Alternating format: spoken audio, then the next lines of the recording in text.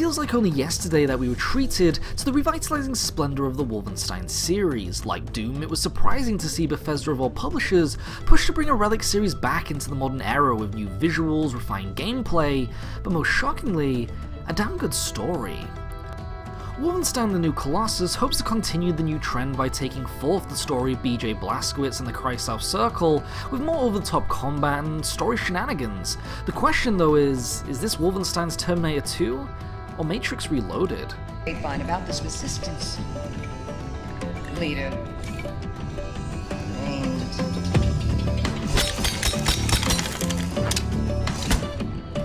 Wolfenstein 2 carries immediately onwards from the cruel and taunting ending of the original New Order. BJ has defeated Death's Head and stayed behind to let his love and friends escape the incoming nuclear fallout. Lucky for him and the player, he is saved, but at the cost of his health. Machine Games takes a little time in showing that the violent cheekiness of its script and gameplay is still thriving, with BJ strolling through the home base submarine in a wheelchair and submachine gun in hand. Things take a further turn for the worse though when General Engel from New Order predictably comes for revenge and hits you right where it hurts. Over the course of the New Colossus, you see BJ and the gang fight across Nazi-occupied America in what feels like a rather swift tale this time around. This spans multiple locations like Manhattan, Roswell, and even the planet Venus, but the vibe plays throughout all of these locales is a story running at an incredibly brisk pace, and not taking a moment to look around and appreciate the hard work of its developers. The narrative keeps its beats with lots of cutscenes that sure could have done with a little more depth or meat, but they are well written and finely voice acted. Something that was a great of a treat in the New Order was that protagonist BJ became a gun-toting heavy thinker with actual thoughts and feelings, and while it does continue here in the sequel, it now is kind of going a little overboard with his sentimentality. You think they can see I'm fading? Without your wings, I would fall. That parallels though with the great development of the supporting cast like love interest Anya, Max, Set, and even newcomers like Irene, Grace, and Super Spesh. Alternate timelines again continue with the choice between saving Wyatt and Fergus, bringing in a focused side narrative for either character you choose, along with changing the course of some NPC interactions, and also teasing into potential plot diversions in its obvious sequel. In the end, you'll come to love the crew just as much as you did in the previous game, but this time covering proper personal themes such as parental abuse, drug addiction, bullying, and racism as the key focal points. BJ and Anya's romance is solidified once more too and makes them stand out as a key modern day video game couple, while also providing Anya a raw grindhouse strength as a female love interest who can stand on her own and with the best of them, even though pregnant. I mentioned that Wolfenstein 2's story structure feels quite swift, but unusually, this comes to fruition due to the speed in which combat has been amped. The New Colossus adopts the recent Doom title's fluidity in dispatching enemies quickly through dual-wielding gunfights to even its stealth combat. This is an unusual one for the first time ever. We are seeing a shooter intentionally want the player to speed kill through stealth by analysing a room and initiating a room clear full, with quick kill silenced pistol shots, axe throws, and melee takedowns.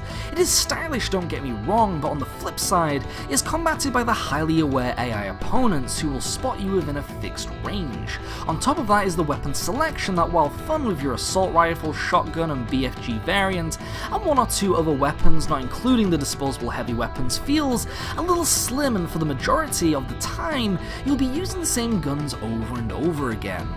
This can be mixed up a little by unlocking attachments and upgrades, or even mix and matching weapon types, but if it's enough, will be completely up to you.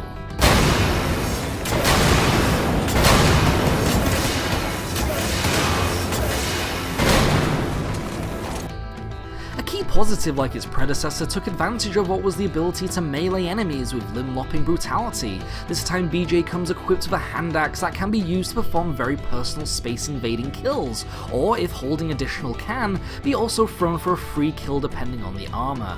Melee killing also has the tactical benefit of allowing you to turn enemies mid-animation as meat shields before lunging at your next victim, not in a Far Cry sense though. This comes particularly useful early on in the game when the game narratively takes away 50% of your total health, making combat a little bit more withdrawn when it comes to a full-on brawl for the first half of the journey, but if capable won't stop you from disengaging from the underdeveloped stealth and broken slow-mo mechanic when enemies are about to spot you.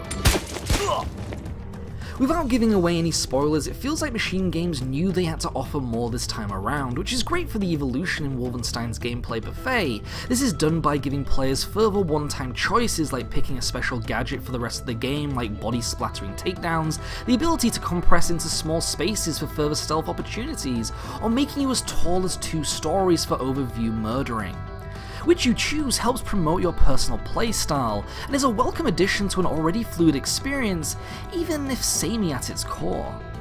If I'm missing something, even as small, would be New Order's boss fights. Video games have never really done boss fights brilliantly, at least in first-person shooters, but even with New Colossus for now, it deserves something bigger than what was given.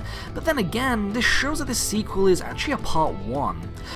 Little side segments to mix everything up do show, like riding a fire-breathing Panzerhund, but Colossus feels like it's on too much of a timer to stand and enjoy these for a little longer. The new Colossus should be seen and celebrated in a sense as to a roller coaster, but this is a roller coaster I wish felt wanted me to stay on just to enjoy further. It comes kind of prevalent too via the randomly introduced world map per se, where 3/4 of America looks to be locked off. It makes you wonder if Wolfenstein 2 originally had a grander scale, or if it was been trimmed down to use for a 3rd title. Either way, I would have loved another quarter injection of content just to make its level select not feel like an awkward elephant in the room. It chalks this up a little further by allowing players to kill key officers through levels that can call for a backup once alerted. Like its hodgepodge stealth, if an enemy sees you, the officers alert everyone without a way of mending the misstep. What they drop though is the key to this segment in a form of Enigma codes for the weird Enigma machine that you use these for. Unlocked from this is a recycling of every level visited, with different enemy formations and difficulty, along with a rocket pistol Uber Commando advertised, that are there for a more longevitised side distraction. If you want to do these tasks, it is completely up to you, but to be honest, their encounters feel tacked on and kind of forgettable.